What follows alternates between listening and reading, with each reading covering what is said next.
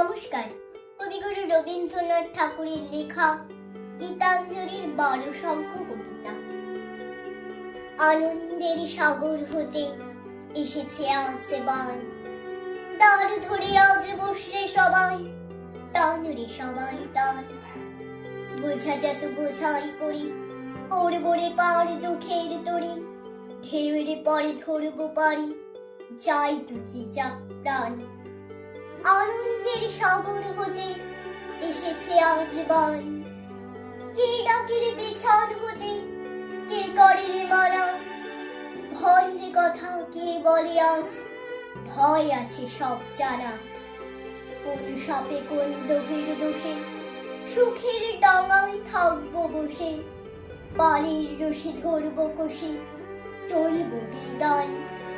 আনন্দের সাগর হতে এসেছে আজ বান।